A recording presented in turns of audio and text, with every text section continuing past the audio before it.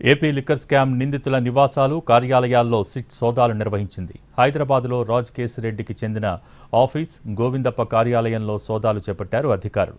నానక్రామ్గూడలో చాణక్యకు చెందిన tea grill రెస్టారెంట్లో కూడా తనిఖీలు నిర్వహించారు. నిందితులు ఎక్కడెక్కడ సమావేశం అయ్యారు అనే దానిపై ఆరా తీశారు.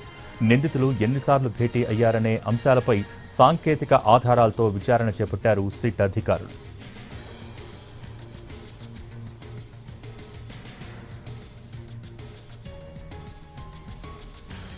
ఏపీ లిక్కర్ స్కామ్ నిందితుల నివాసాలు, కార్యాలయాల్లో సిట్ సోదాలు నిర్వహించింది.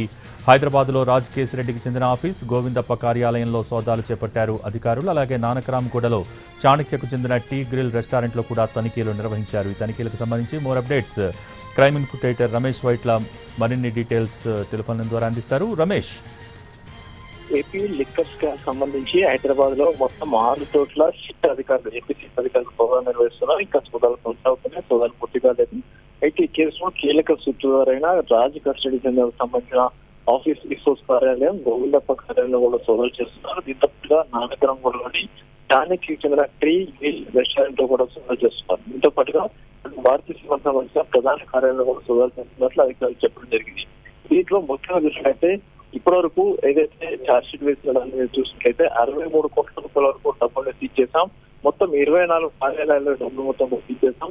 హైదరాబాద్ లో 6 చోట్ల ఉన్న కార్యాలయాల్లో డబ్బులు మొత్తం సీజ్ చేసినట్లుగా అటు ఛార్జ్ షీట్ లో పేర్కొని జరిగింది. అయితే దీంతో పాటుగా ఏదైతే లిక్కర్ స్కామ్ ద్వారా వచ్చిన డబ్బులు మొత్తాన్ని కూడా నిందితులు ఒకే దగ్గర కాకుండా వివిధ ప్రాంతాల్లో కూర్చుని ఆ డబ్బులు సెటిల్మెంట్ గురించి మాట్లాడుకోవచ్చు, డబ్బులు పంపకాల గురించి మాట్లాడుకున్నట్టుగా ఇప్పుడున్న సమాచారం. ఈ సమాచారం ఆధారంగా ఇప్పుడు గోవిందప్ప, అటు చాణక్యతో పాటుగా రాజకీయ ఆఫీస్ ఇచ్చేవచ్చు మొత్తంగా 6 చోట్ల సోదాలు చేస్తున్నట్టుగా అధికారులు చెప్తున్నారు. అయితే ఎవరెవరు ఎప్పటికప్పుడు ఎక్కడ కూర్చున్నారు, ఏం మాట్లాడారు, భేటీ అయిన సందర్భంలో సాంకేతిక ఆధారాలు ఏంటి, వీళ్ళు ఆయా ప్రాంతాల్లో భేటీ అని చెప్పవస్తున్న అక్కడ ఏదైతే సీసీ ఫుటేజ్ ఉందా, లేకుంటే అక్కడ ప్రత్యేక సాక్షులు ఎవరైనా ఉన్నారా, వీటన్నిటి మీద సంబంధించి కూడా ప్రస్తుతానికి అయితే సిట్ అధికారులు విచారణ జరుపుతున్నారు.